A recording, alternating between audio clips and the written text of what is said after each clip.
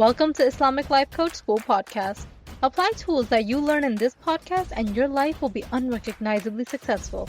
Now your host, Dr. Kamal Akhtar. Hello everyone. Peace and blessings be upon all of you. It's been a long time since I talked about some of the basic concepts that I teach. These are extremely simple concepts, simplified intentionally so you can create change. But don't be fooled by their simplicity, because that simple is what causes the most effective change. Mostly, people come to self-development and self-growth work because they're stuck in a place that feels terrible. They're either in a place of self-diagnosed mental illness, or in a place of resentment, remorse, guilt, self-doubt. I will review some basic concepts in this podcast that are the highlight of my work that address all of these. Mostly, we are told what to do. We're told, pray, recite Quran, don't ask questions, and everything will sort itself out. We're subconsciously told emotions are a weakness, where they can represent a weakness in faith. I do not operate from any of those paradigms. I do think the actions of prayers and reciting the Quran are extremely beneficial. But we have to do our part. You have to do your part. Your part being the mental fitness work. The current paradigm of mental health assumes that there is an underlying mental illness that we have to work against to achieve mental health. That is a very limiting point of view, because not everyone on the planet is living with a mental illness. And even if you do have a diagnosed mental illness, you can still achieve mental health. You might need assistance of a licensed mental health professional or a medication in that regard, but it can still be done, and it should be done. Mental illness is like a broken leg. Before you start to run on it, you have to let it heal. Finally, my definition of mental health has to do with mental fitness. So let me assure you that no matter what your presumed or given diagnosis of mental illness is, it is not just about getting you to live a basic life, something to get by. It's about thriving, being successful, and accomplishing based on your desires, which is living a life of ihsan. Problems in personal and professional relationships, problems with finances or personal development, they can all be addressed through this paradigm. Basically, all of the problems and the solution to the problems are created by the mind. Allah subhanahu wa ta'ala created human beings and placed us in the cosmos to interpret His signs using this mind. Humans interpret the world through the power of language. Language, being a human quality, has to do more with elaboration of meaning and less so with communication. Animals are able to communicate with each other using a certain type of language. But human beings, on the other hand, have a level of language that no other species possesses, and that is that we can assign language to what we're thinking and feeling. This to me is the higher order of language. This ability to introspect and the ability to think about your own thinking, also called metacognition, sustained self-awareness, or consciousness. This is why human beings are given the highest regard in all of the creation, and this is why human beings are able to progress as fast as they can. And this is why the concept of asking for forgiveness only applies to humans. This is why any population that does not have the ability to introspect, like children or people with other mental limitations, they will not be called into questioning. This level of language is a whopping gap between humans and animals. The difference between language that we use to communicate is of lower intensity, and the language that we use to introspect is of greater value. In Quran, Surah Ar-Rahman, 55 Ayah 4, it says, "Allamahul bayan," and taught them speech. Bayan is the word used for language here. That means to elaborate meaning, to create distinctions, lucidity, clearness, explanation. Conceptual clarity is bayan. That is the higher order of language. On the other hand, language used to communicate with each other, the word used for that in the Quran is lisan. This will include languages like English, Arabic, Urdu, Swahili, American Sign Language, language that humans use to communicate. The word lisan is used for that language, which, by the way, is also available to animals. Bees communicate the location of flowers. Herds communicate how and where to move together to stay safe. This basic level of communication is given a different name in the Quran. In Surah Ar-Rum 30 ayah 22, "And of his signs is the creation of the heavens and the earth, and the diversity of your languages and your colors. Indeed, in that are signs for those of knowledge." The word for language used here is al-sinatikum, root word lisan, which is used to describe languages that we use to communicate. The literal root being lam, sin, nun. That root word occurs 25 times in the Quran as a noun. Now, Quran makes a distinction between language that is used to clarify meaning, bayan, and a language that is used to communicate, lisan. Bayan is a human faculty of language which puts us at an advantage over other animals. And this advantage is far more than what can be explained by evolutionary theory alone. Both are languages, but they're a different level of language. This language of elaboration of meaning is called thinking. This is beyond the language of communication with others. Trevor Moawad appeared in a podcast to tell a story that his dad told him about a guy who scored a 1480 on his SATs. Now, this guy with this high score was somebody who came from a home of limited means. He was struggling in classes. He was being raised by a single mother and was forced to take the SATs despite of his belief that he wasn't going to do well. He was surprised to find out that his score was 1480, which is close to the 96th percentile for my international listeners. And SATs is a college admission test. At that point, he was accused of cheating, and he admitted that he tried to cheat, but he couldn't because of all of the security measures. So he realized that he must be smart at some level. He started going to classes. He started learning. He attended college afterwards. Eventually, he became an owner of a very successful magazine company. All of that only to receive a letter 13 years later from the testing company saying that there's been a mistake and he was one of the handful of students who were sent out a wrong score. His actual score was in the 700s, which is in the 5th percentile. So this guy was forced to believe that he was smart, so that's how he acted. And that's what he produced. He started to believe about himself and he started to manifest. He started to believe he was smart and he started to feel confident and act confident. What that score of 1480 proved to him is that his language to himself can change. Compared to if he was told he had a score of 700, his language to himself would have been of lower quality. His IQ had nothing to do with his success as a magazine entrepreneur. That always stayed the same. His belief in himself was the only variable. His language to himself changed, saying that he is smart after he received the high score. That belief in the self is the gift of language. That is the elaboration of meaning. That is the whole point of being able to think for ourselves, about ourselves.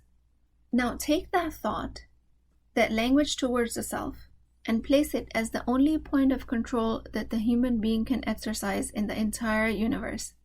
This is the only point of control in your life.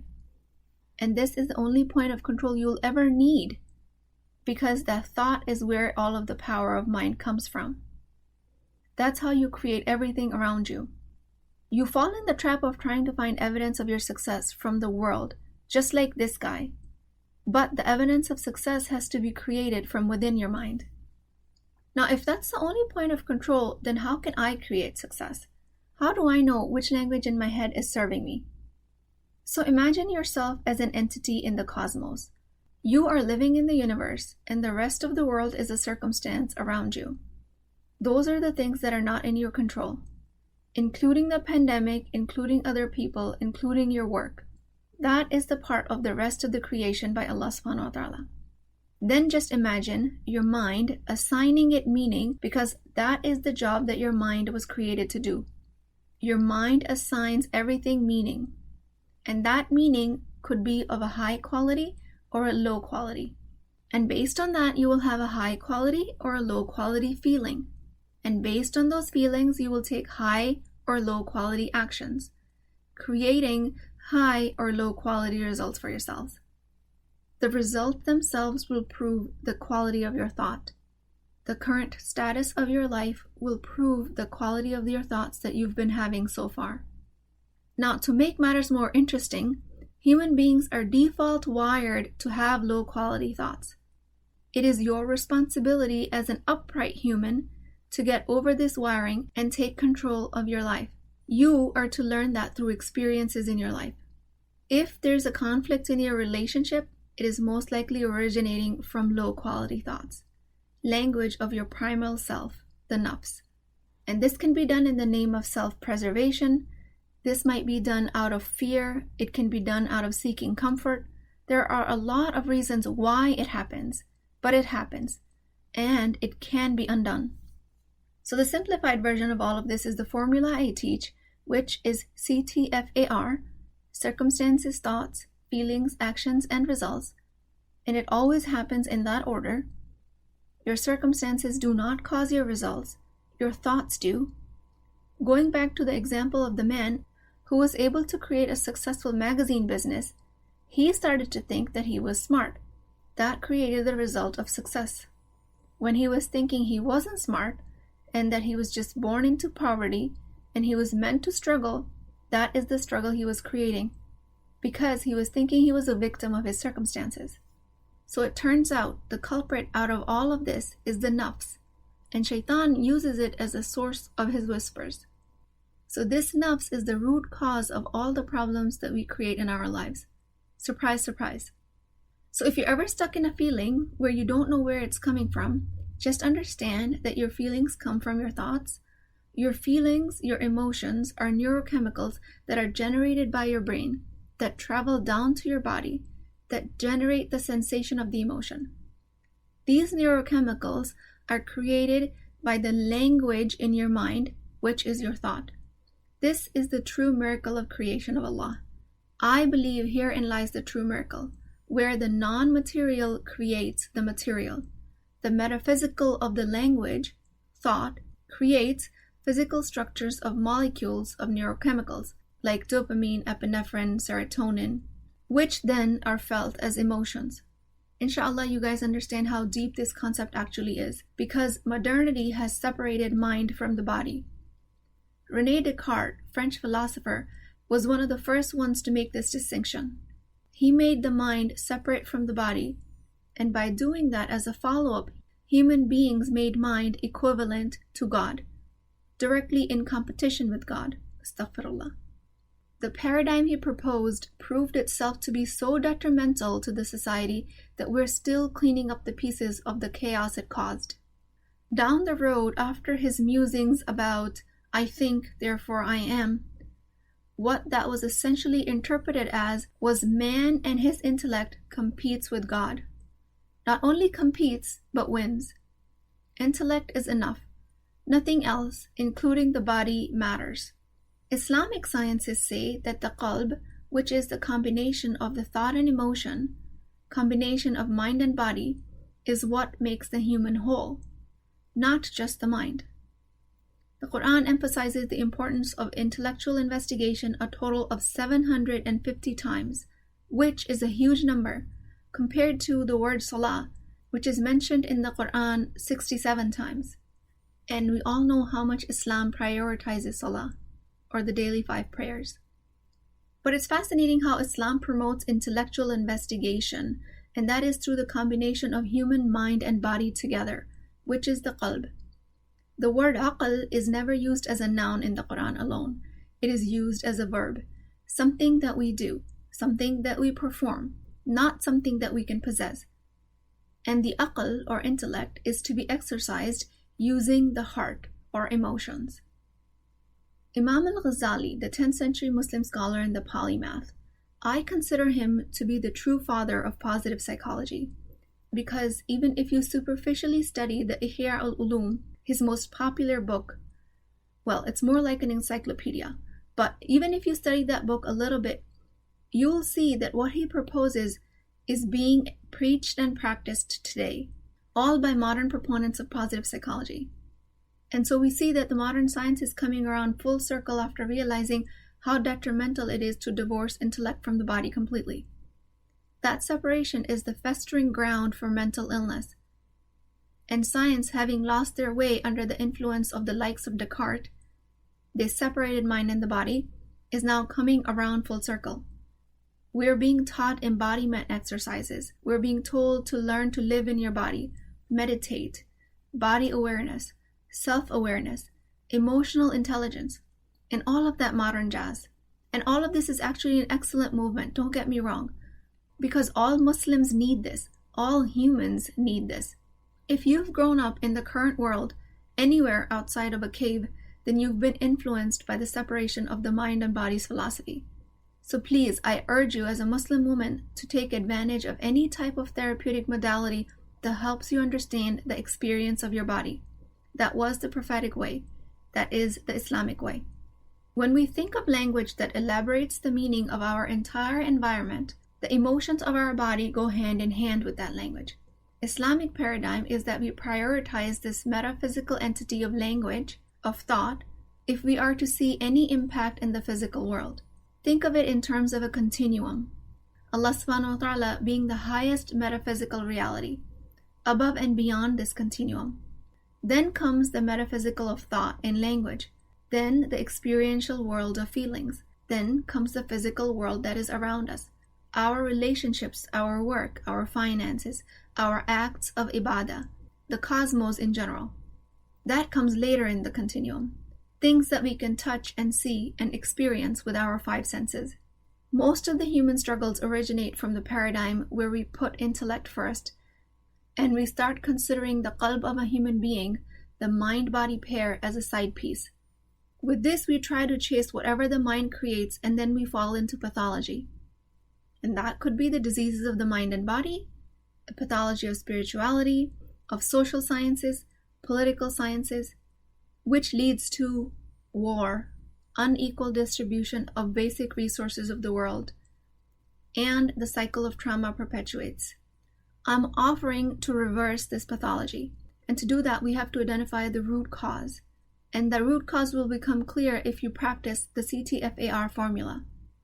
When your thoughts that are creating your results are of sabotaging origin from your nafs, it will feel terrible in the body, and your result of the current life will be terrible. If your thoughts are of a sage origin, which is the voice of your soulful intellect, you will feel tranquility, serenity, the charm and the natural magnetic attraction of life, and your results will reflect the same. When you're in a blaming mode, that the program doesn't work, that's why I can't lose weight, that is a sabotaging thought. That will prove that you won't lose weight. When you're in empowered mode, that I can get over my urges and work hard to learn to process the urges, then you will be in sage mode. You can tap into your internal strength and create the result of weight loss, regardless if you're in a program or not. When you're blaming your past of being in a toxic relationship, this person hurt me. If you spend the rest of your life focusing on just that, it will feel terrible in your body, and you will create the same results of being trapped by your past. When you change your language to the soulful intellect, your body will immediately sense a release from tightness and heaviness, and you will create a result of a life being liberated from your past. Pay exquisite attention to your internal language, the elaboration of meaning, because that is a tool that Allah subhanahu wa ta'ala gave you to create the world around you. Your mind is the wasila through which your physical world is manifested. When I say mind, I don't just mean aql in its solitary standing. I mean the mind and the body, the soulful intellect that takes into account your feelings and your heart, which is why there is so much emphasis in Islam to purify your heart. When you use this whole self as a tool, the best of your life will manifest. Allah subhanahu wa ta'ala doesn't need us to create the best life for ourselves, but a wholesome human being is a tool through which the best life can be manifested. Just like Allah subhanahu wa ta'ala doesn't need medicine to deliver a cure. Medicine is just a tool through which a cure is delivered. The best of our life, the cure of all diseases, ultimately lies with Allah subhanahu wa ta'ala. We just utilize the tools we're given. We're also told in the Quran, Surah Kahf 18, Ayah 51, I did not make them witness to the creation of the heavens and the earth, or to the creation of themselves. We did not witness the creation of the heaven and the earth. but we are witnessing what we're creating for ourselves. When Allah subhanahu wa ta'ala gave us a mind, He made us responsible for this creation of our physical reality. We acknowledge He doesn't need us for creation. We are the ones that need the tools, but we also have to use this tool to its full capacity. This physical reality can be a relationship with your husband. It could be a physical reality of you being in debt or any other life experience. Everything is being created by you. In my coaching program, Empowered Muslim Women, I offer an extremely effective and simple method to identify where have we lost the sight of this bigger picture. And I teach you guys how to gain control of it again. I only enroll extremely dedicated women who see the vision of their true potential, women that are willing to take charge of their lives and invested and dedicated. How involved you are in this work is up to you. I pray that my effort is accepted, inshallah. When you work towards your mental fitness, when you train your brain to work for you instead of against you, when you take control of that internal environment, the qalb, when you take control of that heart through that soulful intellect, when you use that language at your disposal to elaborate the meaning of your life, you can fulfill any dream that you want, inshallah. I work towards making the mind of a Muslim woman as fit as possible, because I believe a Muslim woman is the backbone of the Muslim nation. She nurtures the future imams, the future politicians, future physicians, astronauts, epigeneticists, code developers, artists, writers, filmmakers. She nurtures a whole nation into shape. Your mental health as a Muslim woman is of prime importance.